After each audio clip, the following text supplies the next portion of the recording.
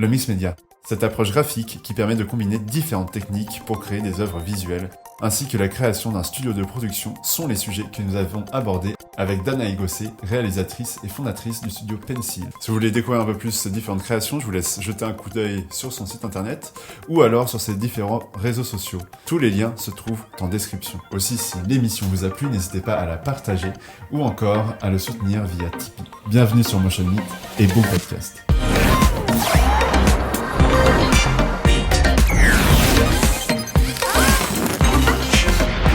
Salut Danae, bienvenue dans Motion Meet. Merci d'avoir accepté l'invitation. Comment ça va ? Ça va très bien et toi Paul, merci de me recevoir. Ça va très bien. Très content de t'avoir là. Pour la petite anecdote, on avait déjà essayé d'enregistrer tous les deux et puis après il y a eu des péripéties à droite à gauche. Depuis, c'était quoi, il y a 2 ans, c'est ça ? Qu'on avait essayé de faire quelque chose. Et depuis, toi t'as fait pas mal de choses entre-temps. Et donc, je pense qu'il fallait remettre le podcast à jour, tout simplement, quoi. Est-ce que tu peux te présenter pour ceux qui te connaissent pas ? Oui, bien sûr. Donc, je m'appelle Danae Gossé, j'ai grandi à Paris. Je suis réalisatrice et fondatrice du studio Pencil TV, donc qui est basé à Paris. Et voilà. Ok. Est-ce que tu peux un peu nous raconter, toi, ton parcours? T'es réalisatrice, mais plutôt dans l'animation, c'est ça? Oui, c'est ça. Oui, donc je suis réalisatrice en animation. J'ai fait quelques projets de live action quand j'étais encore étudiante, et là récemment aussi, j'ai co-réalisé un documentaire qui va bientôt sortir sur un lettriste argentin que j'avais co-réalisé en 2019 et qui va sortir seulement maintenant. Mais c'est seulement un projet qui était vraiment en live action et tout le reste est effectivement de l'animation. Ok, d'accord, stylé. C'est qui ce lettriste argentin ? Tu peux en parler un petit peu ou pas du tout ? Ouais, je peux en parler un petit peu. C'est un lettriste qui s'appelle Luis Benz, qui habite à côté de Buenos Aires, c'est pas un village, mais bon, c'est une ville à côté de Buenos Aires qui s'appelle El Tigre. Et donc, c'est un lettriste qui effectuait des panneaux de pub pour des business locaux, par exemple, un stand de glace, un stand de légumes. Et donc voilà. Et donc, j'ai co-réalisé avec un ami à moi, ce mini documentaire de 5-6 minutes sur la vie de ce lettriste qui habite je pense qu'on peut, dans les proximités de Buenos Aires. Ok, stylé. Et toi, comment tu l'as connu ? C'est quelqu'un de connu ? Parce que moi, je le connais pas du tout. Mais est-ce qu'il est... Non, alors, il est pas du tout connu, et c'est aussi ça en fait qui est intéressant, c'est que ça raconte la vie de quelqu'un qui n'a pas, voilà, genre, ce n'est pas quelqu'un de connu, c'est quelqu'un de très humble, qui vit très modestement dans cette ville, El Tigre. Et donc, c'est un ami à moi qui allait souvent à Buenos Aires parce que sa tante y habitait et qui a rencontré par hasard cet homme parce qu'il avait vu ses pancartes dans la rue.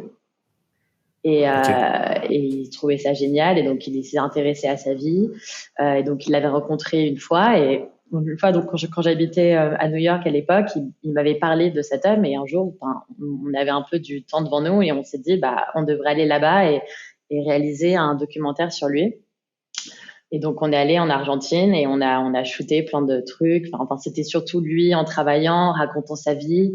Il nous a ouvert les portes de chez lui, on a rencontré sa femme, on déjeunait, dînait avec eux. Donc c'était une expérience hyper immersive et enrichissante, et c'était vraiment incroyable de s'intéresser un peu à la vie de quelqu'un qui n'était pas vraiment reconnu dans son artisanat, à une échelle dans le monde de l'art ou global. Donc c'était génial en fait de pouvoir lui donner cette plateforme pour raconter sa vie. C'est quelqu'un qui a une vie très dure mais aussi très intéressante. C'est un homme de 75 ans, donc on peut imaginer toute la vie qu'il a eue, et donc c'était génial de pouvoir vraiment avoir cette opportunité pour mettre en avant sa vie et son talent, parce que c'est quelqu'un d'extrêmement talentueux. Donc, c'était génial comme expérience. Voilà. Ah ouais, tu m'étonnes. Et lui, comment il a réagi à tout ça, un peu à cette exposition, entre guillemets, à quelques personnes qui viennent s'intéresser à sa vie, à sa carrière? Lui, il était vraiment, il était très touché, il était très heureux de nous avoir. Il s'est vraiment livré à nous. C'était aussi un moment très émotionnel parce qu'il parle de choses dures qu'on retrouve dans le documentaire. Je vais pas trop le spoiler. Ouais. Mais il était heureux de nous avoir. Il était content d'avoir cette plateforme pour raconter son histoire. Et c'était très émouvant. C'était un moment très émouvant. Ok, très bien. Bah, c'est cool. Ça sort quand? Oui. Ça sort très bientôt. Je pense qu'on va essayer de le sortir fin avril, début mai. J'espère, en tout cas. Mais on a fini le montage. Enfin, tout est fini. Donc, voilà, j'espère qu'on va pouvoir le voir bientôt. Ok, stylé. Bah, trop content alors, pour toi d'avoir ce petit truc. Ça a l'air de bien te passionner, en tout cas. Oui. On a fait une petite aparté, du coup, sur le milieu de l'animation. Est-ce que tu peux nous dire, tu nous as dit que tu étais à New York pendant un moment, etc. Tu peux nous raconter un peu tout ça, tout ton parcours New York, et puis tes études peut-être, et puis un peu ta carrière avant d'arriver à créer le studio Pencil? Oui, donc j'ai grandi à Paris et quand donc après mon bac, je suis partie aux États-Unis pour faire mes études. J'ai fait mes études à l'École des Arts Visuels de New York, donc SVA, Okay. School of Visual Arts, et je suis restée à New York pendant 10 ans. Donc j'ai d'abord fait donc mon temps d'études qui a duré 4 ans, et après j'ai travaillé donc dans des agences. J'ai travaillé d'abord un petit peu en animation, puis j'ai travaillé pour le studio de design Sagmeister Walsh pendant 2 ans. Okay. Puis je suis un peu revenue à mon compte en tant que réal freelance, mais donc j'ai eu un peu plein d'expériences qui m'ont amené à donc monter mon studio Pencil. Mais je suis en revanche rentrée en France pendant le Covid. Okay. Donc ça a été un peu un gros changement de vie où j'ai quitté un peu ma vie d'agence, où j'étais freelance, réal, slash, je faisais un peu mes projets et j'embauchais déjà un peu des prestataires, mais sous une forme plus perso. Donc maintenant, grâce à Pencil, j'ai pu élargir un peu cette collaboration que j'avais avec mes prestataires qui sont sur des échelles un peu plus grandes au niveau des projets. Mais voilà. Et donc c'est aujourd'hui, donc j'ai Pencil et c'est ce que je fais tous les jours. Ok, ça marche. On va arriver sur Pencil un peu plus tard dans le podcast. Comme ça, on y va étape par étape. Et puis on va pouvoir en parler un tout petit peu mieux. Est-ce que ça te dit qu'on passe au double expresso? Ouais. Le double expresso, qu'est-ce que c'est? C'est tout simplement, c'est un peu du combini. C'est, je te pose 2 questions et t'as 2 choix entre 2 réponses et tu dois en choisir qu'une seule. Ok? Ok. Je peux répondre un peu à côté ou pas? Tu peux répondre un peu à côté si tu veux, mais bon, c'est tricher Ok, quoi. ok. Ok, ça marche? C'est parti? Ouais, c'est parti. Animation ou design? Alors, je pense que le design m'aide beaucoup avec l'animation, d'une certaine manière, sur un plan plus élargi et visuel. Donc, je vais répondre à design. Mac ou PC? Mac. Couleur ou noir et blanc? Couleur. Toujours couleur. France ou USA? France en ce moment et USA quand j'y retourne. Donc, un peu des deux. Ok. Texture ou flat? Texture. Toujours texture. Dynamique ou enivrant? Dynamique. Solo ou en équipe? En équipe. Projet perso ou projet pro? Projet pro. 2D ou 3D? 2D. Et enfin, numérique ou analogique? Analogique. Analogique à fond, ok. Ouais. Ça marche, ça va, c'était pas des questions trop pièges? Non. Non, ouais, c'est marrant parce que du coup, j'ai réécouté ce qu'on avait fait il y a 2 ans et tu m'avais répondu, je crois, animation au lieu de design. Tu m'as répondu USA à ce moment-là. Ouais. Du coup, il y a pas mal de choses trucs qui ont changé depuis. Ouais, exactement. C'est ça. Est-ce que ça te dit qu'on parle un petit peu de mix média, un peu de technique, bien sûr. ce que tu fais un peu tous les jours en prod avant de passer à ton studio? Moi, je voudrais savoir un peu comment t'es tombé dedans et comment est-ce que t'as développé du coup cette technique? Ouais, donc ça s'est fait très naturellement. Donc j'ai eu de la chance un peu d'avoir rencontré les bonnes personnes qui m'ont fait faire les bonnes choses, qui m'ont fait faire un peu, enfin voilà, qui m'ont un peu hameçonné vers cette trajectoire de mix media. Mais à la base, j'ai été étudiante en design à l'école des arts visuels, donc je faisais vraiment du graphisme pur et dur, voilà, de l'identité visuelle, du packaging, etc. Et c'était quelque chose qui me passionnait énormément. Et j'ai eu la chance d'avoir plusieurs mentors qui ont été vraiment extrêmement importants dans mon parcours. Donc j'avais une de mes profs qui s'appelait, malheureusement elle est décédée l'année dernière, mais une prof, enfin une designer qui était une prof incroyable qui s'appelait Karen Goldberg. Qui m'a vraiment donné, et je pense que c'est tellement important d'avoir des gens comme ça dans son entourage, mais qui m'a vraiment donné confiance en moi pour vraiment laisser véhiculer la créativité comme je le sentais. Elle m'a un peu fait remettre les choses en cause. Elle m'a un peu dit d'une certaine manière, je pense pas que tu sois faite pour faire genre du graphisme pur et dur. Je pense que ton talent est un peu autre part. Genre, tu devrais vraiment investiguer ça. Et donc, c'est à ce moment-là où j'ai commencé à faire beaucoup d'illustrations, mais des illustrations d'un ordre très graphique, pas trop. C'était pas très figuratif. C'était assez abstrait. Ouais, c'était très abstrait. Très abstrait. C'était très chargé visuellement, d'un côté très maximaliste. Donc, je suis un peu rentrée dans une phase où j'ai illustré énormément. Et naturellement, en fait, j'ai commencé à m'intéresser aux images en mouvement. J'ai voulu que ces illustrations bougent, en fait. Et donc, j'ai eu une envie, grâce à un peu, voilà, genre cette confiance qu'on m'a donnée, d'aller au-delà encore des images statiques. J'ai été intéressée par les images en mouvement. Donc, suite à ça, j'ai eu un deuxième mentor, qui est un de mes profs encore, qui s'appelait Pablo Delcan, qui m'avait donné, à l'époque, un devoir, et c'était un devoir c'était seulement lui et moi, donc c'était une classe indépendante, une classe d'études indépendantes. Et il m'avait donné comme devoir de tous les jours faire une animation sur le rêve que j'avais la nuit d'avant. Et donc j'étais très intéressée par le subconscient à l'époque. J'étais un peu passionnée par les rêves. J'avais beaucoup de choses, j'avais beaucoup d'idées qui venaient à travers mes rêves. Et donc ça a été quelque chose qui m'a tout de suite passionnée comme sujet. En plus de mixer quelque chose dont j'avais vraiment envie d'apprendre l'animation.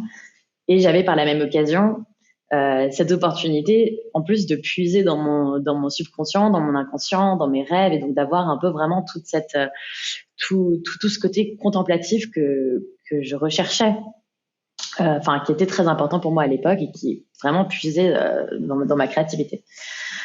Donc à partir de là, j'ai eu un moment où je pense que je suis complètement tombée amoureuse du processus, où j'étais, je pense qu'on peut le dire, presque obsédée par ce devoir, ce travail, cette introspection, tout ce procédé. Et j'ai commencé à énormément mixer des techniques à travers plein de supports différents, en fait. Et je faisais tout le temps des mix and match de techniques. Je pensais à de la 3D, comment est-ce que je peux mixer de la 3D avec de la RISO, comment est-ce que je peux faire ci, comment je peux faire ça. Ah oui.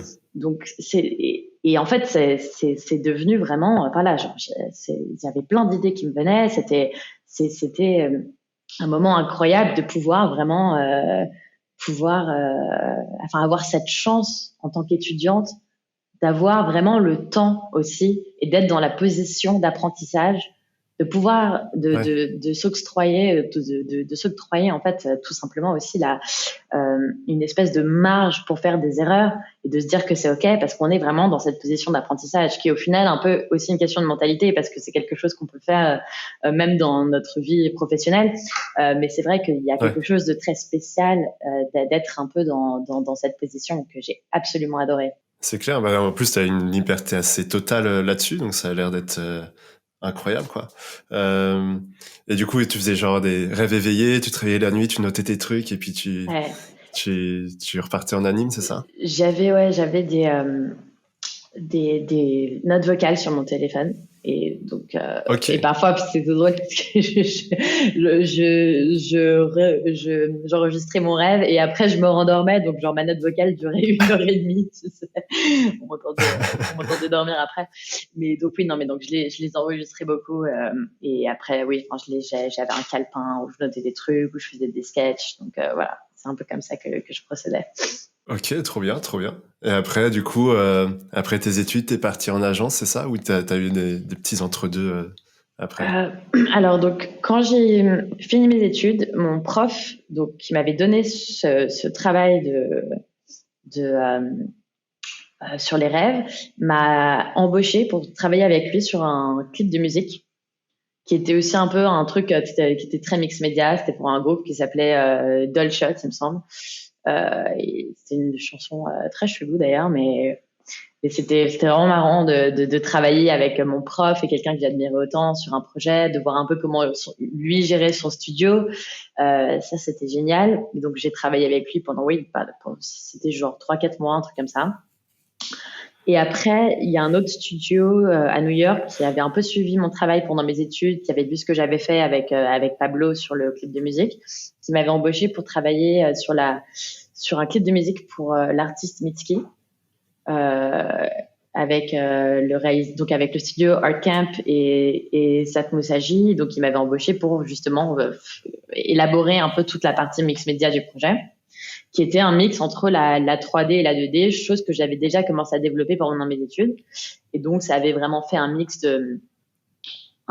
voilà, genre, enfin, sur une plus grande échelle, c'est-à-dire un clip de musique qui était d'à peu près 2 minutes 30, alors que toutes les animations que j'avais fait avant étaient vraiment très courtes, entre 5 et 10 secondes. Euh, donc voilà, donc ça c'était un projet c'était le plus gros projet sur lequel j'avais travaillé et aussi, enfin j'ai eu de la chance que ça soit arrivé très tôt dans ma carrière.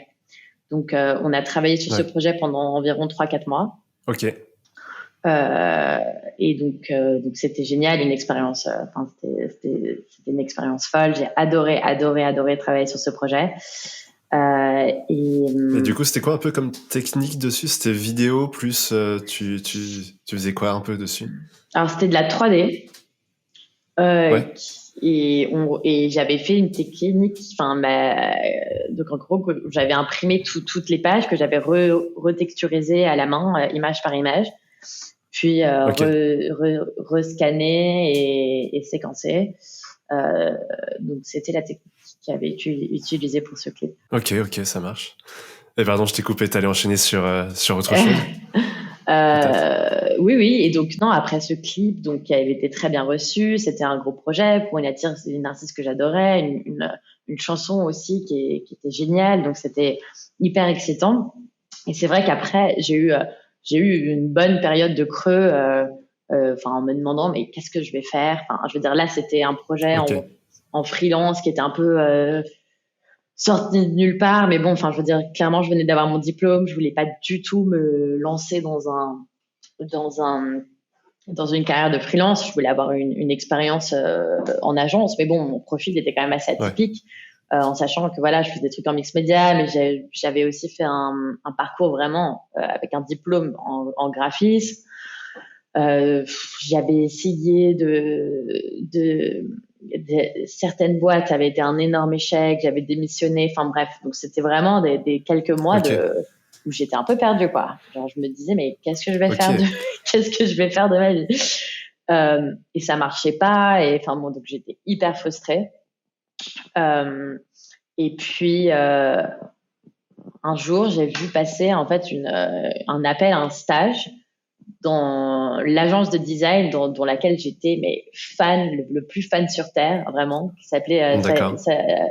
Sagmeister & Walsh. Et pendant toutes mes études j'étais complètement une fangirl de leur travail, enfin de leurs travaux.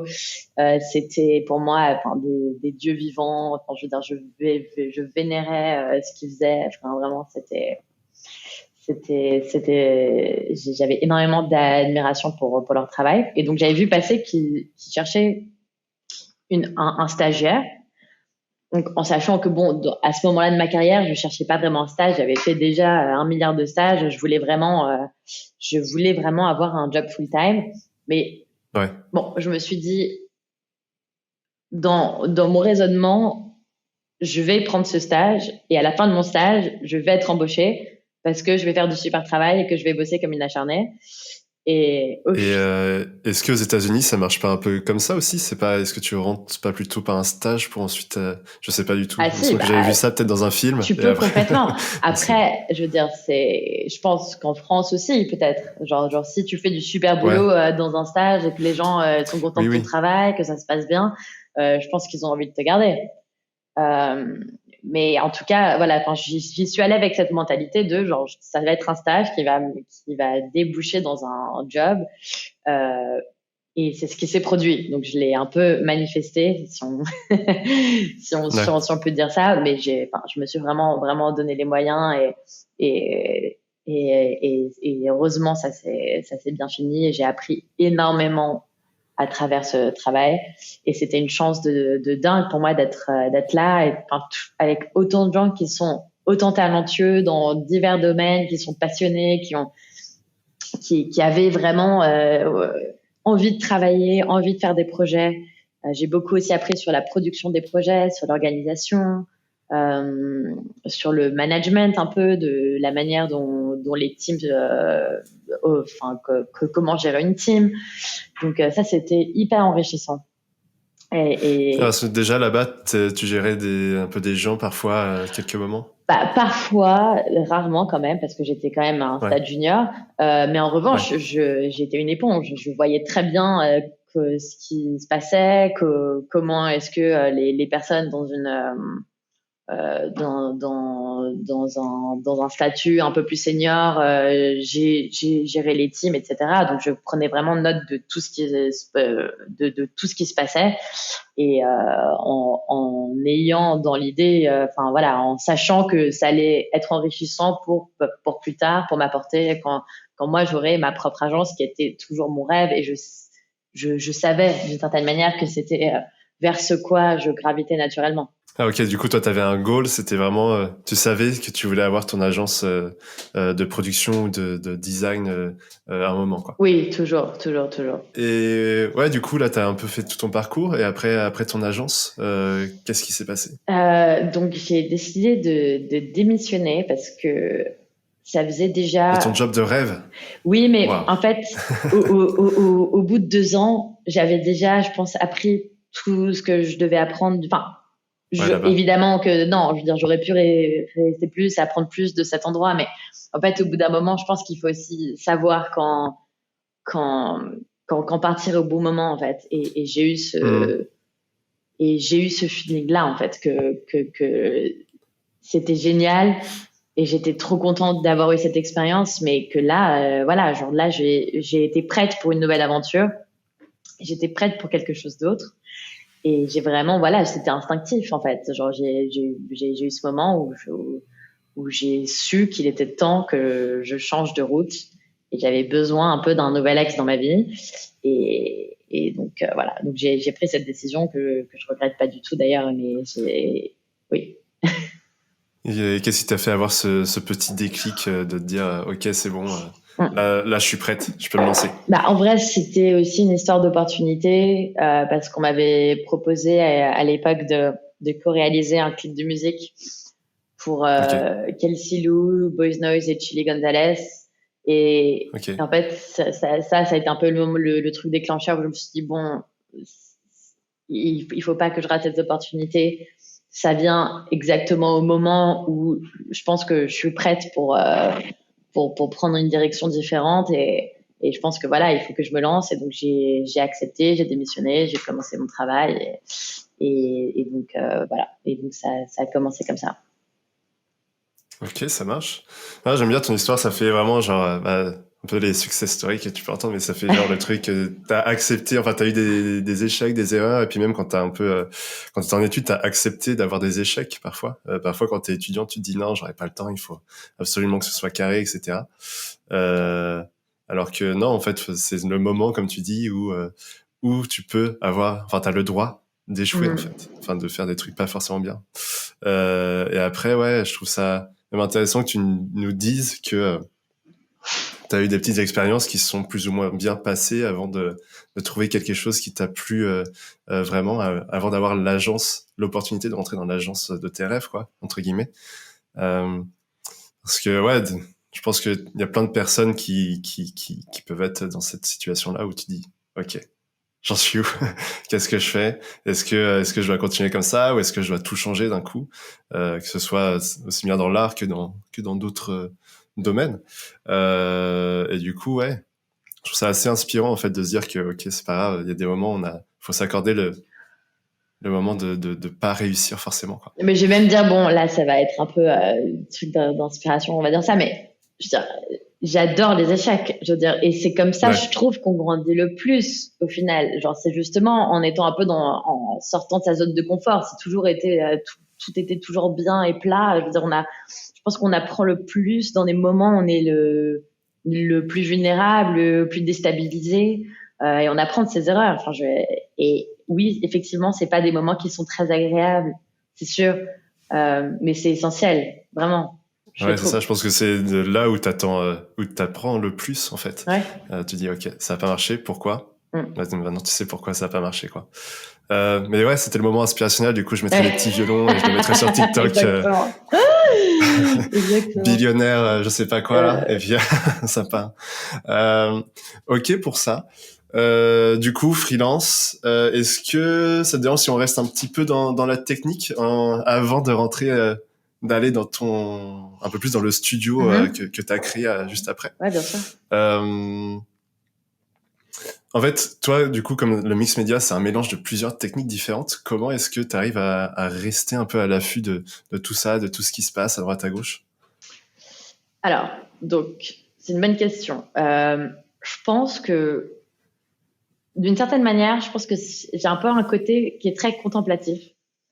Donc, de rester à l'affût, enfin, je pense que je vais plus regarder mon quotidien. Je pense que c'est ça, en fait, qui m'inspire le plus, en fait. C'est vraiment d'essayer d'avoir une mentalité d'observation et de contemplation.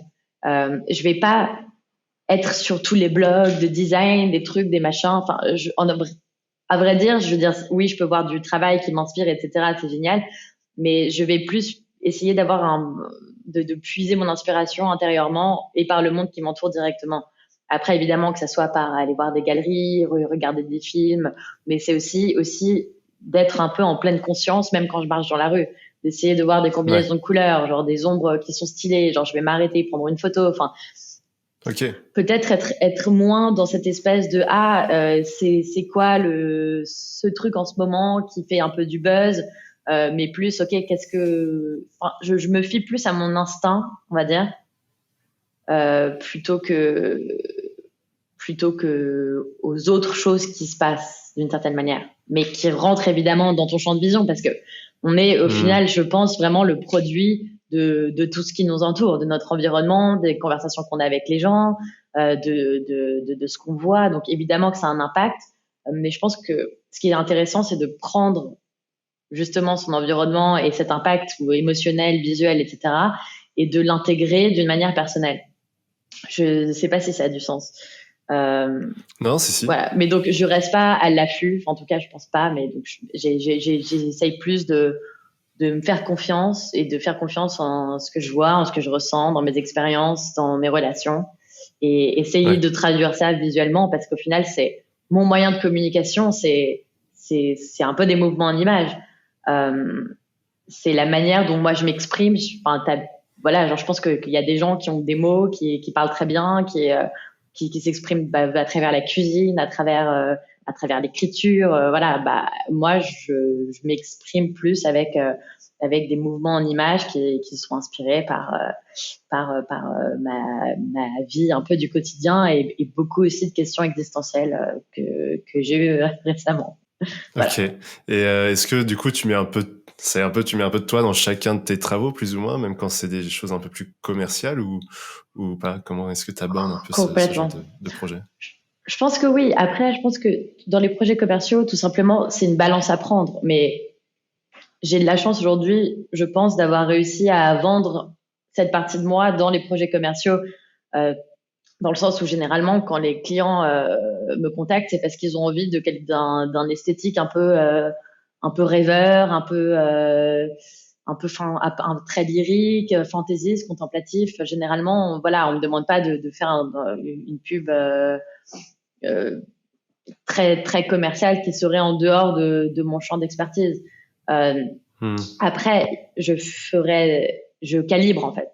Je comprends le besoin du client, je me l'approprie, je fais une proposition en fait qui est juste, voilà, qui fait partie aussi des choses que moi je peux apporter, qui sont dans mes zones d'expertise d'une certaine manière. Mais c'est aussi, je pense, l'attente du client. Après, combien de fois est-ce que j'ai dû recalibrer pour aller plus vers le client que moi? Mais en vrai, c'est une concession. Je veux dire, je le vis pas comme. Il faut aussi comprendre, je pense, les attentes et savoir être flexible, c'est extrêmement important. Donc voilà. Donc je pense, oui, apporter de son âme, de son travail, mais en même temps garder cette flexibilité et comprendre aussi les besoins du client. Donc voilà. Après, on peut apporter des solutions. C'est possible. Moi, personnellement, je pense que ça serait une bonne concession qui marcherait mieux pour le projet. Le client, il peut décider voilà, genre lui aussi d'avoir une flexibilité pour intégrer des nouvelles idées. Mais bon, voilà, genre c'est aussi notre rôle, je pense, d'avoir cette compréhension du client et de pas rester bloqué dans cette espèce de besoin artistique lorsque c'est un projet commercial. Oui, de pas se dire ah putain le client il est trop con et il comprend rien du tout. Mais du coup, toi, quand tu sors le projet, par exemple sur ton site internet, sur Insta ou des trucs comme ça, est-ce que tu sors ta version ou tu sors la version avec les idées du client dedans? Ça dépend. J'ai plutôt, oui, je peux me faire une director's cut et sortir ça à la place, bien sûr. Après, il n'y a pas un monde qui sépare ma version et celle du client. C'est juste que moi, je préférais ces couleurs-là, ou lui, il a mis, j'en sais rien, il a rajouté un truc qui correspondait moins avec mon esthétique. Bon, c'est rarement des choses qui ont rien à voir. Mais oui, complètement. Je peux complètement sortir ma version du projet. Ok, ça marche. Est-ce que tu pourrais un peu nous parler d'un projet en particulier, comment tu les abordes? Par exemple, moi j'ai eu plein de questions d'auditeurs du coup qui sont un peu dans l'aspect technique de ton travail. C'est par exemple comment tu fais pour avoir des animations fluides, quelle cadence tu utilises, par exemple le nombre d'images que tu peux imprimer pour faire tes animations et puis après les recoloriser à la main, etc. Pour avoir toujours la même, par exemple, la même qualité et pas trop toi t'épuiser et en avoir marre. Comment est-ce que tu abordes les projets comme ça? Dans mon workflow, enfin genre du moment où j'ai dans ton workflow, brief, je sais pas. Ouais, c'est ça. Je sais pas si tu veux prendre un projet en particulier en exemple ou si tu veux faire un peu plus global. Je pense que j'ai à peu près la même approche pour tous mes projets. Donc il y a vraiment un temps que je prends au début de chaque projet qui est vraiment dédié à la recherche. Donc, et ça c'est je pense le moment un peu le plus important parce que c'est vraiment le moment où je vais décider de la direction artistique, de la cadence du film, de la manière dont il va être monté au niveau de l'editing, des couleurs, de la texture. Donc j'aime beaucoup passer énormément de temps dans le stade de recherche pour être sûr d'avoir vraiment une vision et une compréhension à 360 globale du projet avant même de l'avoir commencé. Du coup, ça te prend à peu près combien de temps, par exemple? Je vais dire que j'aime bien prendre au moins 2 semaines pour la recherche, le mood board. 2 semaines, ok. Ouais, j'aime vraiment dédier beaucoup de temps à ce stade du projet. Et est-ce que c'est quelque chose que tu factures, ça, ces 2 semaines de recherche ou pas? Bah oui, bien sûr. Je sais. Ouais, Ça ouais. fait partie du projet. Donc après, je veux dire, moi, je présente mes travaux de recherche aux clients. C'est pas Ouais. c'est pas quelque chose d'anodin. Ça Oui, rentre. tu livres une sorte de cahier de mood board, Exactement. d'inspiration, etc. Et d'ailleurs, qu'ils doivent, eux, valider avant de commencer le projet. Donc, c'est une phase de mood board, de recherche. Voilà, ça fait partie du travail, évidemment. Du coup, après, qu'est-ce qui se passe après toute cette recherche? Tu passes en phase de prod, du coup, storyboard, tout ça? Alors, oui, j'aime bien m'essayer un exercice qui est souvent genre ce que j'appelle des refmatics. Je sais pas si, enfin oui, c'est une pratique assez connue, mais en gros, c'est que je vais assembler des références en mouvement dans la timeline d'un projet, que ça soit commercial ou clip de musique. En fait, tout simplement, je vais faire un montage avec des références pour avoir un peu une idée encore plus approfondie du montage. Donc ça, c'est aussi ça prend beaucoup de temps aussi de faire ça, mais je veux dire, quand j'ai fini ça, généralement, je sais exactement à quoi mon projet va ressembler, quoi. Et donc après, évidemment, ce que je fais généralement, par exemple, avec des clips de musique, c'est que je vais couper la musique en fonction de la chanson, puis je vais écrire des textes en fonction de chaque couplet, de chaque verse. C'est des couplets et comment ça s'appelle? Ouais. Et les refrains? Voilà, refrain, merci. Ouais. Voilà, entre des couplets, des refrains, donc avec les paroles. Je vais essayer vraiment de décortiquer en fait la chanson et mettre des mots sur le côté narratif. Et après, je vais passer au côté storyboard. Donc là, je vais remplacer un peu les refmatics. En fait, je vais faire un mélange du refmatic et donc ce que j'appelle du Wordomatic, donc qui est un script en fait que je mets en format sur une musique ou une pub ou un audio, etc. pour en fait décrire par les mots ce qui va se passer au cours de l'animation ou du projet, etc. Et donc après, je passe au storyboard. Donc ce qui est un peu genre, donc je prends mon refmatic, j'essaie de comprendre la cadence, le montage, et je l'associe en fait avec mon script et ma narration. Et donc voilà, donc storyboard. Et après, je vais faire mon animatic en 3D, en rough, et après, je développe en beauty animatic jusqu'à la conception finale après le traitement mix média. Ok, ça marche. Et du coup, parfois tu t'entoures de personnes. À quel moment tu fais intervenir d'autres personnes dans ta conception? Alors ça dépend. Généralement, je pense que c'est plus quand j'ai vraiment une bonne idée du projet, donc après que la phase de moodboard ait été approuvée. Parfois, j'ai de l'aide aussi dans cette première phase, donc c'est quelque chose qui fluctue un peu entre les projets. Ok, ça marche. Cool, très intéressant. Et ouais, du coup, pour l'aspect un peu plus technique, par exemple, je sais que tu avais fait un projet pour Nike où t'es venu peindre par-dessus à chaque fois, ou parfois avec des pastels, etc. Par exemple, c'était vraiment pour les questions un peu plus techniques. Combien d'images tu faisais à chaque fois pour chacune des frames, des séquences? Ça dépend je peux en faire entre 8 et 12, quoi. 8 et 12, ok. Ouais. C'est souvent aussi dépendant du framerate final, en fait. Si ça doit être incorporé à quelque chose qui doit être rendu à 24 FPS versus 30, ça me donne la possibilité de soit faire l'animation en 10 FPS ou 12, en fait. Parce que tu multiplies par 2. Ok, je vois. Est-ce que ça te dit qu'on continue un peu sur les questions d'auditeurs? J'en ai eu quelques-unes. Très bien. Il y avait Antonin qui nous demandait quel était le projet qui a fait exploser un peu ta carrière? Alors, je pense que il y a un projet qui m'avait pas mal aidé en tout cas à avoir d'autres clients dans le domaine un peu du mix media. C'était un projet que j'avais fait pour Nike il y a quelques années et qui était j'avais été commissionnée par une agence qui est à San Francisco. Et voilà, ils travaillaient sur ce spot pour Nike. Ils avaient vu mon travail un peu. Je faisais pas mal de trucs en mix média que je postais sur Instagram. Donc, ils m'avaient trouvé sur Instagram. Et donc, j'ai eu la chance de travailler sur ce spot pour Nike. Et c'était absolument génial. Et donc c'est vrai que j'avais eu pas mal de projets suite à ça en mix média. Donc, ça, c'est un projet qui m'avait pas mal aidé. C'était avec les joueuses de tennis, là, c'est ça?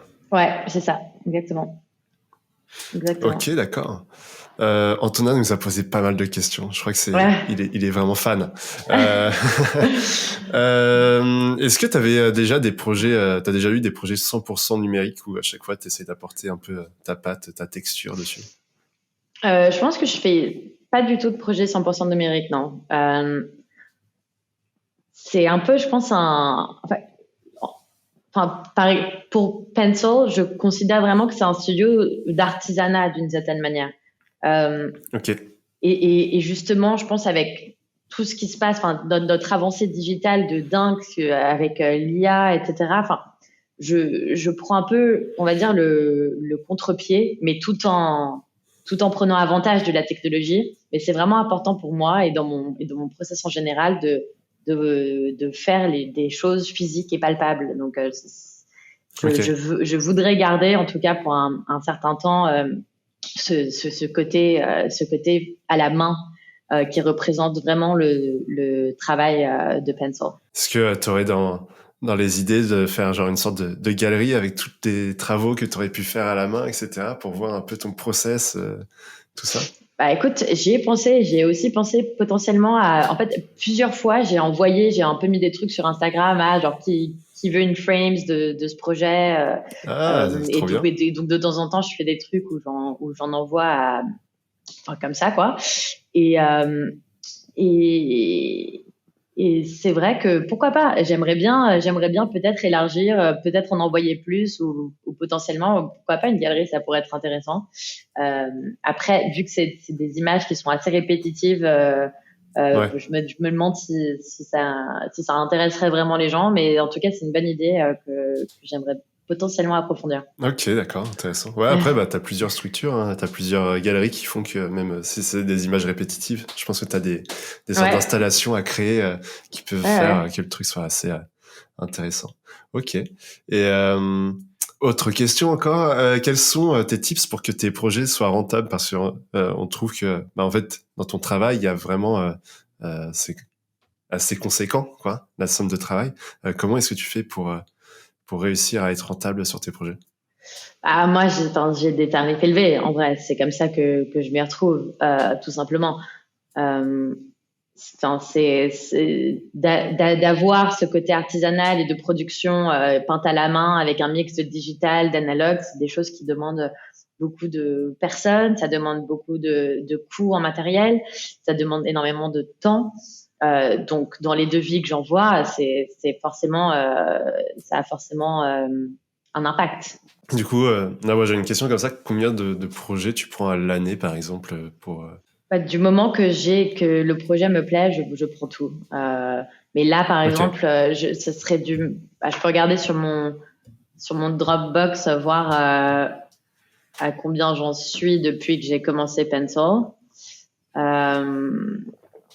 Là, je suis au 34e quand même.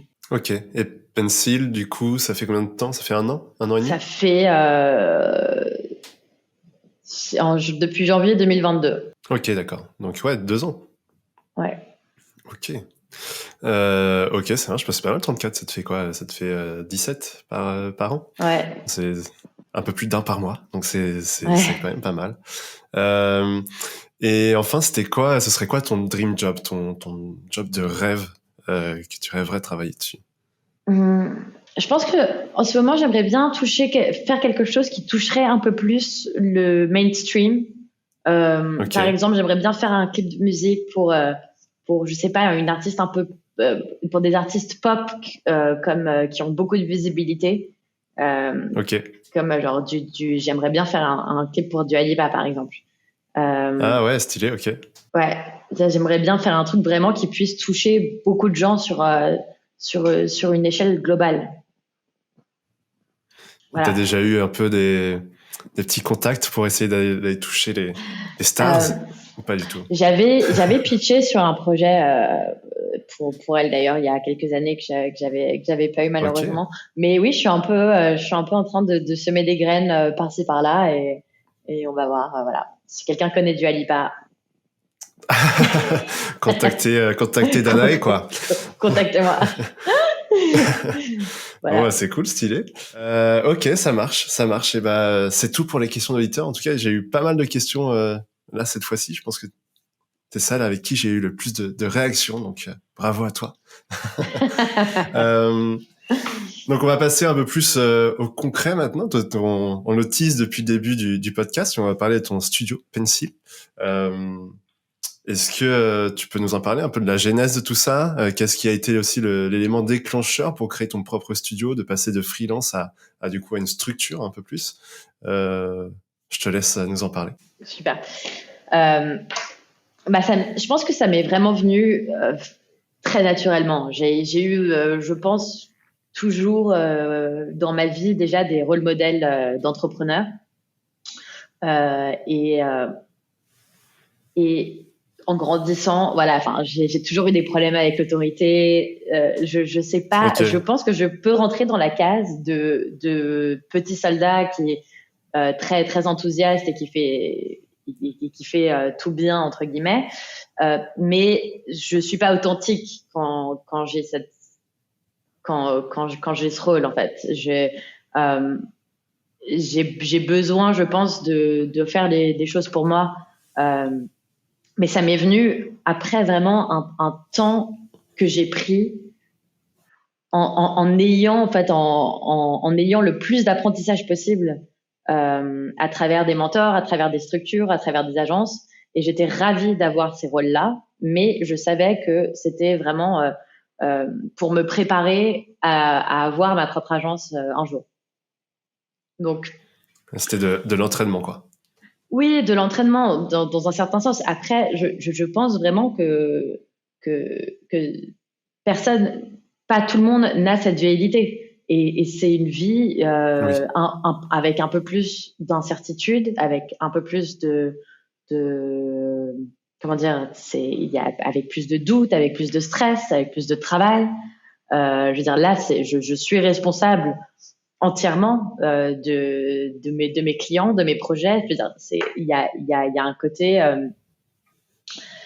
alors, je quitte mon WhatsApp. Hop là. Il y a un côté qui est assez, voilà, genre qui est un peu flippant parfois. J'ai eu des périodes de creux où je me disais, mais genre là, je veux dire, c'est la merde, quoi. Enfin, je veux dire, il y a des moments où j'ai vraiment flippé.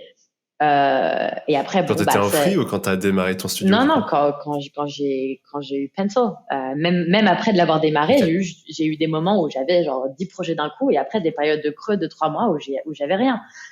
Et là, je me ok. disais, mais enfin, en fait, c'est instable. Et donc, on n'a pas ce sentiment de sécurité. Ça va, ça vient. On se demande, et parfois, les projets arrivent.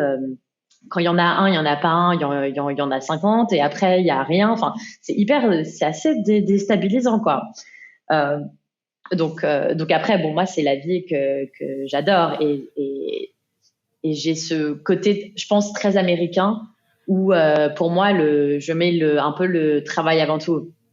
En tout cas, dans cette phase de ma Hmm. vie spécifiquement, et ça a été comme ça depuis un certain moment, mais voilà, je travaille le soir, je travaille le week-end, je fais un peu passer mon travail avant tout le reste pour l'instant. Je sais pas si c'est quelque chose qui changera dans le futur, peut-être. Ouais. Mais en tout cas, pour moi, c'est ma priorité et je mets, voilà, je fais tout ce que je peux euh, pour euh, pour avoir pour être le plus authentique face à moi-même et face à mon travail et aux choses que je vais accomplir. Donc voilà, tout simplement, j'essaye de me donner le maximum de moyens pour réussir dans ce que j'entreprends, c'est-à-dire dans ce cas-là ma boîte Pencil. Mais voilà, donc mais c'est pas, c'est une vie, avec une certaine instabilité qui n'est pas, je pense, faite pour tout le monde, et surtout quand on a d'autres priorités dans la vie, ce qui est complètement normal. Mais voilà, si sa priorité dans la vie, c'est d'avoir une stabilité et une vie sociale bien remplie, bah, peut-être que l'entrepreneuriat, c'est potentiellement pas la chose qui sera le plus alignée avec ses besoins.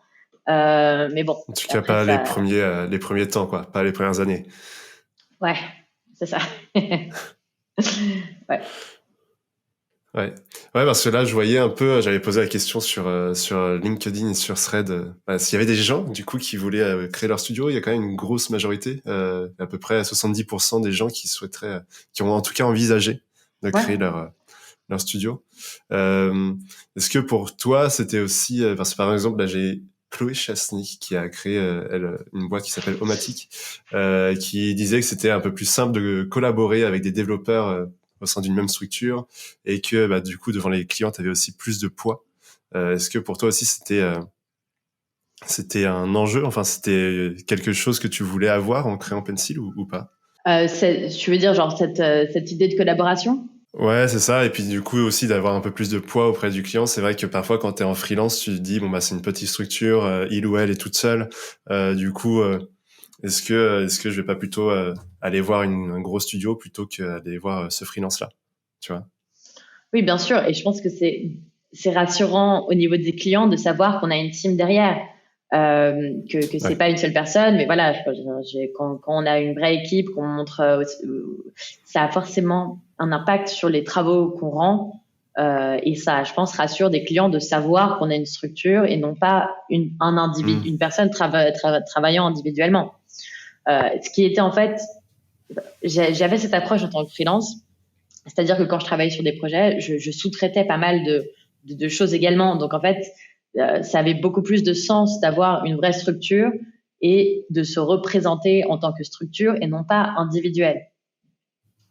Et je pense que ça a effectivement un impact même au niveau des clients, de relations clients, de savoir que voilà, on est vraiment on a une collaboration qui est mise en place avec des personnes avec des expertises différentes qu'on peut apporter pour avoir vraiment une vision globale de votre projet en 360 à travers différents aspects.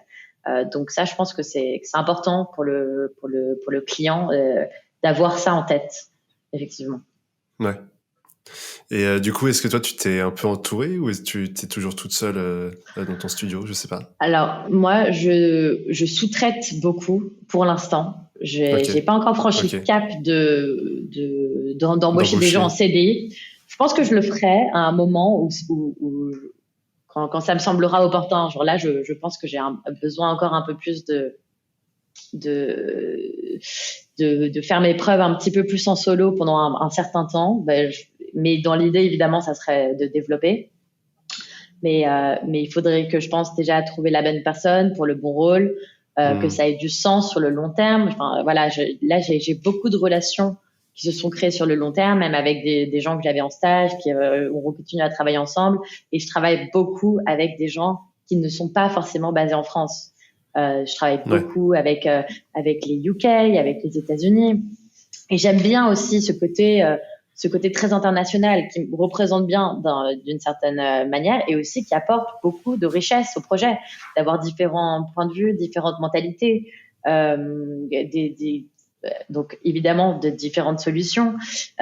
J'aime beaucoup aussi travailler évidemment avec les Français, mais c'est vrai que ça me plaît pas mal d'avoir un peu ce côté international. Je pense qu'il me représente bien, et aussi les relations clients Pencil en général.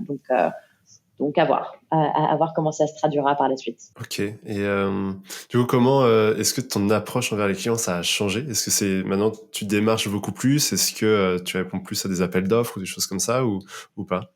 Non, pas du tout. Pas du tout. C'est vrai que je suis assez nulle. D'ailleurs, s'il y a quelqu'un s'il y a des personnes qui nous écoutent qui est très bon en business dev, s'il vous plaît, envoyez-moi un message. Je serais contente de parler. Et c'est vrai que d'ailleurs, pendant un moment, j'ai voulu potentiellement essayer de m'associer justement avec quelqu'un qui avait cette compréhension, oui, qui avait ces compétences exactement, d'aller démarcher, faire du business dev.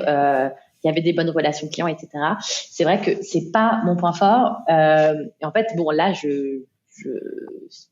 naturellement les choses se sont un peu créées, mais je vais pas, j'envoie pas de mail, je fais rien. Enfin, je laisse un peu les choses se faire, ce qui n'est peut-être pas la meilleure. La meilleure stratégie. Mais donc voilà, donc s'il y a un de tes auditeurs qui échoue en business dev et qui veut avoir une conversation sympa, je suis là. Voilà. Ok, ça marche, le message est passé. Ouais. Du coup, toi, t'as jamais démarché, c'est toujours on est venu vers toi ou comment ça s'est passé? Ouais, j'ai jamais démarché, jamais. On est toujours Ok, venu vers tant mieux. moi. Ouais. Putain, la chance, ok.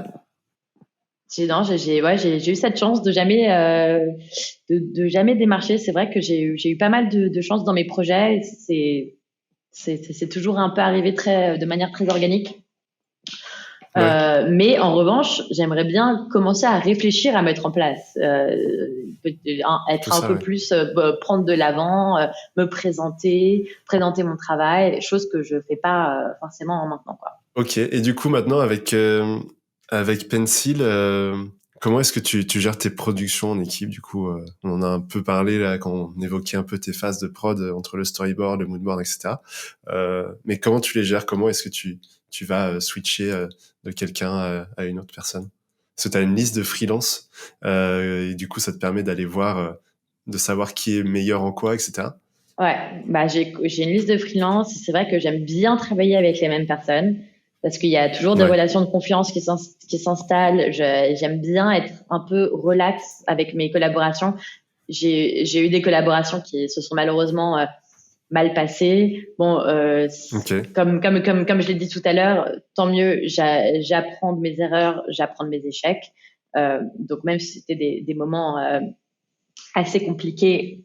J'en suis sortie, je pense, grandi malgré un peu c'est assez déstabilisant Ouais.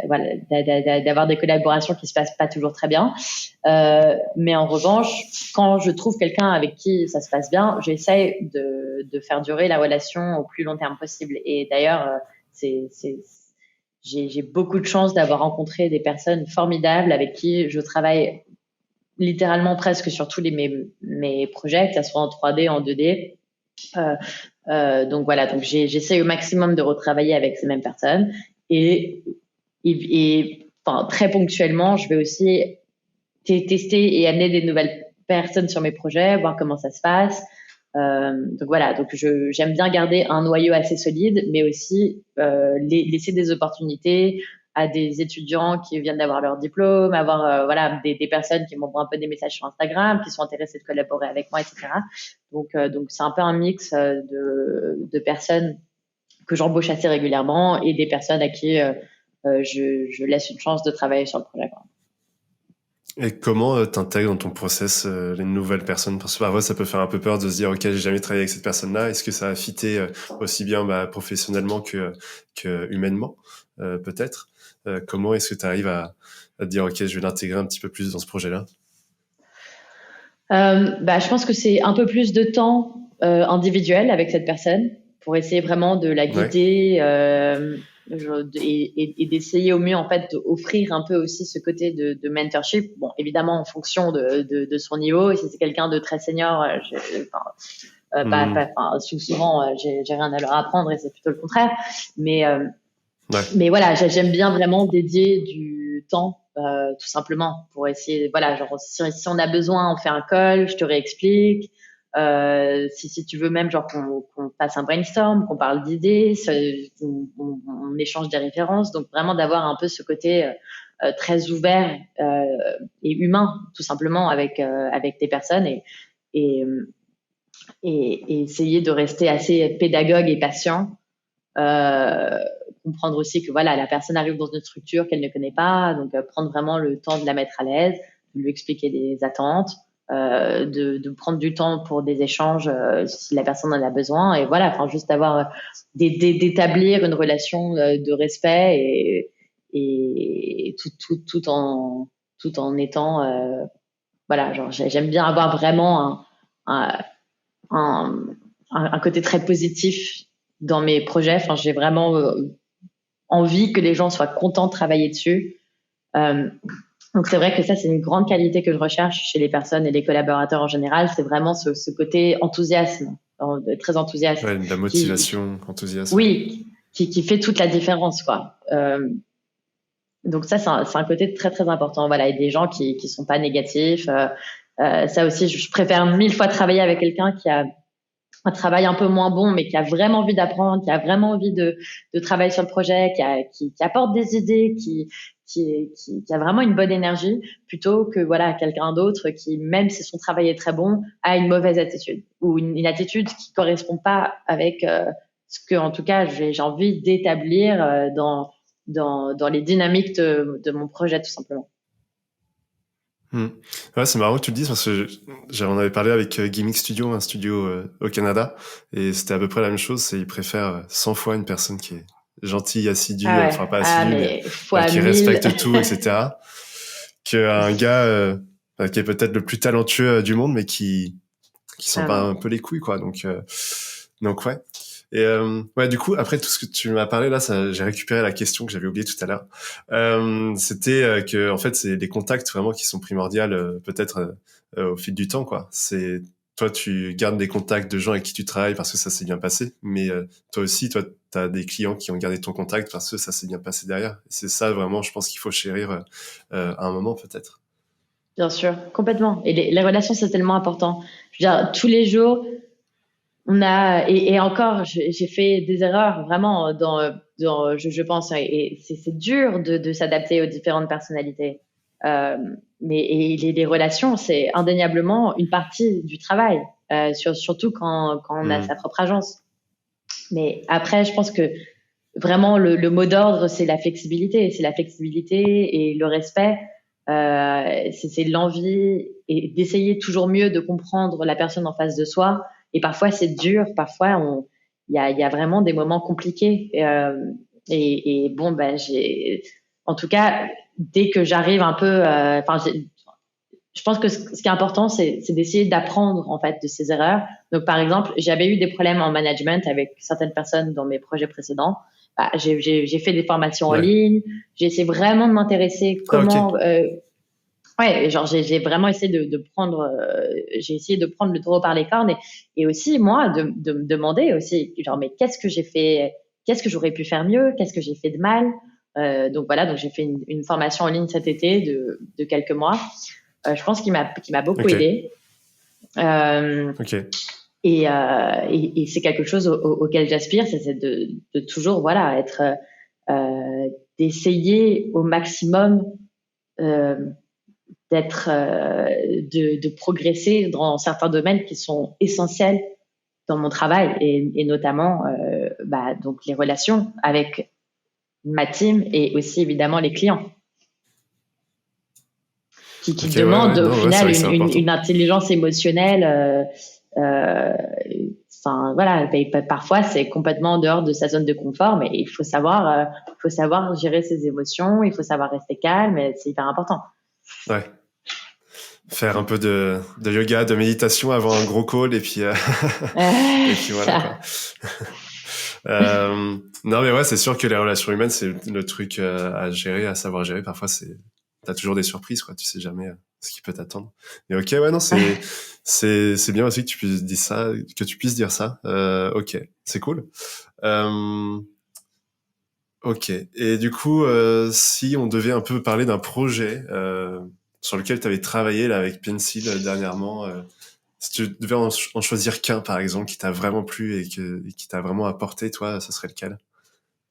Je pense que ça serait le projet pour Mac Miller, qui s'appelle The Star Room, parce que c'est vraiment un artiste que j'adore et d'avoir cette opportunité de lui rendre hommage, ça a été un moment très fort, très émouvant, et j'ai beaucoup qui était vraiment c'était très émouvant de travailler sur ce projet, donc j'en garde un très bon souvenir et j'ai été je me sentais très chanceuse de pouvoir faire partie de son hommage et de son héritage d'une certaine manière.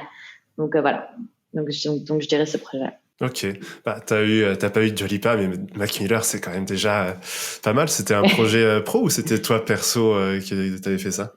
Non, c'est un projet pro. C'est un projet pro. J'avais déjà travaillé j'avais déjà fait des animations pour des visuels de Mac Miller en 2021, en septembre 2021.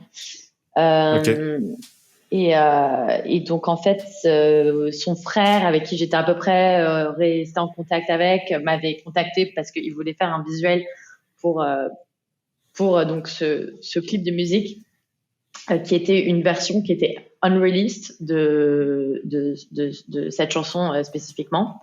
Et donc, il voulait un visuel pour l'accompagner. Et donc, il a fait appel à moi et on a fait ce projet ensemble. Mais donc, oui, c'était génial. Ok, trop bien. Ouais, Mac Miller, c'est aussi un de mes artistes préférés, du coup. Incroyable. Ouais. Et, ouais, triste pour après. Ok. Est-ce que ça te dit qu'on aide un des auditeurs du podcast avec peut-être un problème qu'il ou elle a pu avoir? Ouais. C'est depuis cette saison, j'essaye de lancer ce nouveau truc. Je l'ai appelé Client React. Je sais pas si c'est un bon nom ou pas. On verra. Mais c'est histoire de. Du coup, les auditeurs peuvent m'envoyer directement sur l'Instagram de Motion Meet en MP des petits problèmes. Et bien sûr, ça restera anonyme. Je vais pas afficher la personne si elle insulte son client ou si ça se passe pas bien. Aucun intérêt à faire ça. Du coup, voilà. Aujourd'hui, j'ai reçu un petit message et c'était celui-ci. J'ai été en contact par un client pour lui faire un devis en urgence, tout en ayant en tête qu'il faudrait travailler durant le week-end pour entrer dans les délais. Le client répond finalement: ah non, on avait prévu un projet vraiment beaucoup, beaucoup moins. Enfin, il a expecté quelque chose de beaucoup moins cher, pardon. Et du coup, comment est-ce que tu peux gérer ça en tenant compte que toi, t'as un prix et ton client veut vraiment, par exemple, là, c'était le tiers de ce qui avait été devisé. Est-ce que tu dis, tu laisses couler et tu fais quand même le projet? Ou est-ce que tu dis, non, en fait, ça va pas se faire du tout, du coup? Moi, j'aurais plutôt le truc genre, je laisse couler ce client-là, mais je le laisse filer et voir quelqu'un d'autre. Mais je sais pas, toi, comment est-ce que tu prendrais ça? Moi, tout simplement, le facteur des décisionnaires, c'est si j'ai envie de faire le projet ou pas. J'ai fait des projets Ouais, dans ma carrière où j'ai perdu de l'argent, où j'ai moins investi de mon propre argent pour faire des projets parce que j'étais passionnée, que j'avais ok, vraiment envie de les faire, tout simplement. Et je ok. veux dire, j'ai plein de projets aujourd'hui. Attends, pardon, mon Slack, hop là. En fait, c'est vraiment si j'ai envie de faire le projet, je le ferai. Et généralement, voilà, ça m'arrive de faire des trucs même gratuitement et même des projets où j'investis mon propre argent parce que j'ai envie que ça se fasse et j'ai envie que ce soit des meilleurs projets qu'ils puissent être. Ceci étant dit, si c'est un projet que j'ai pas envie de faire, et si en plus on me dit que finalement il y a qu'un tiers du budget, je dis non, Ouais. tout simplement. Ouais, je comprends. Et après, c'est vrai que j'avais oublié l'aspect où le projet pouvait nous plaire à ce moment-là. Ça, c'est déjà quand on voit le client me dit, OK, ça va être peut-être un peu moins, tu fais, OK, qu'est-ce qui se passe? Pourquoi? Et si c'est quelqu'un qui vient te voir juste comme ça et que tu le connais pas forcément. Et ça dépend aussi de la relation que tu peux avoir avec lui aussi. Si c'est un client de longue date et que pour une fois, il fait, j'ai pas trop de budget ici, machin. Mais, euh, mais ouais, c'est plusieurs choses à prendre en compte là-dessus. Donc ouais, ok là-dessus. Qu'est-ce qu'on pourrait rajouter? Donc c'est vraiment essayer de voir si le projet nous plaît ou non, essayer de voir si on est prêt à faire des concessions à ce moment-là, ou si tout simplement, je sais pas, c'est peut-être un client de longue date. Moi, je prendrais ça aussi en compte, c'est qu'il a pas forcément de budget ici. Mais sinon, si c'est quelqu'un tu connais pas forcément et dont le projet il est pas foufou, du coup, ce serait plus laisser passer ce client-là, quoi. Ouais, d'accord, Danae. Exactement. Ouais. Ok là-dessus. Là, le podcast touche tout doucement à sa fin. Est-ce que tu aurais des inspirations à nous partager? Quelque chose, Euh, ça peut être en dehors de l'animation, ça peut être des choses que tu as vues hier, je sais pas, du bah, cinéma, ça peut être un livre ou autre. je vais dire que je suis quand même très attirée par les choses contemplatives en général. Je pense que s'il y a un film qui a changé ma vie, parce que je peux parler de ça, ce serait Virgin Suicide de Sofia Coppola. Ok. Je pense film que j'ai regardé des centaines et des centaines de fois en boucle quand j'étais plus jeune, et qui m'a vraiment, je pense, émerveillée qui m'a ouvert en fait à la poésie visuelle d'une certaine manière, parce que c'est un film qui est extrêmement poétique, et j'ai été très touchée par cette poésie, par ces thèmes abordés qui sont la solitude, le quotidien, la lumière, enfin tout cet univers que Sofia Coppola a construit. Et je l'ai tellement regardé ce film en fait que je pense que ça a réveillé quelque chose chez moi, et avec un côté voilà très très rêveur, très émerveillé par les petites choses qui peuvent parfois passer inaperçues, on va dire. Et donc voilà, donc ça, je pense que c'est une de mes inspirations. C'est le cinéma de Sofia Coppola, en particulier ce film qui m'a beaucoup touchée. Ok. Et voilà, bon, je pense que c'est ma réponse. Voilà. Ok, donc allez voir Virgin Suicide si ce n'est pas déjà fait. Ça marche. Moi, j'avais un truc qui était un peu en relation avec ce que tu parlais tout à l'heure. En ce moment, je suis en train de lire le livre La création collaborative de Alejandro Masferrer. Et du coup, c'est pas mal parce que il explique un peu lui par où il est passé. C'était un copywriter, je crois, au départ. Et à chaque fois, il trouvait que les gens avaient du mal à collaborer créativement, etc. Que parfois, tu avais des gens qui mettaient leurs idées un peu plus en avant que d'autres, etc. Donc, c'était un peu... Je suis au tout début, donc je pourrais pas donner toutes les solutions là, mais c'était un peu voir comment mettre plusieurs créatifs sur un même projet et que tout le monde se sente investi à l'intérieur. Donc voilà, avant de passer du coup à la formation où j'irai pouvoir gérer des personnes à côté, quoi. Ok, là-dessus. Est-ce qu'il y a quelqu'un que tu aimerais voir dans ce podcast prochainement? Il y a une réal et j'adore son style. Elle s'appelle Laura Pasalaca. Ok. Elle fait des animations et elle est française, il me semble. Je pense qu'elle est française, mais j'aime beaucoup son style. C'est des illustrations au crayon de couleur, et elle a fait aussi des trucs en réal. J'avais vu des projets d'elle sur Chanel, et j'aime beaucoup son univers. C'est vraiment très beau, très coloré et texturé, que j'adore évidemment. Donc voilà. Ok, ça marche. J'irai checker. Merci de m'avoir donné cette personne à aller voir. Écoute, Danae, je sais pas si tu avais un petit quelque chose à rajouter ou si c'est bon pour toi. Je voulais te remercier pour ce temps de parole et cette conversation fort sympathique. Et puis voilà, peut-être qu'on refera un podcast dans quelques années, et les choses auront encore énormément changé, j'espère. Quand t'auras explosé là vraiment tout ça là. Voilà. On pourra répondre à autrement. Quand t'auras fait ton clip pour Dua Lipa, je te réinterviewerai à ce moment-là. Exactement, parfait. Deal. Non, vraiment merci beaucoup à toi pour ton temps et ouais, d'avoir partagé tout ça. Je trouvais ça hyper inspirant de voir un peu par où t'es passé, et même que tu nous partages un peu tes galères, etc. C'était vachement cool. Et puis voilà, on se dit peut-être à une prochaine alors, et salut à ceux qui nous écoutent. Ça marche. Salut.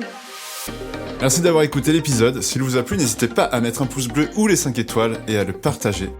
Si vous voulez participer aux différentes rubriques et être au courant des actualités du podcast, vous pouvez le suivre sur Instagram, LinkedIn ou encore Thread. Si vous souhaitez soutenir l'émission, vous pouvez faire un don sur le Tipeee de Motion Meet. Tous les liens se trouvent en description. Merci à vous et à la prochaine.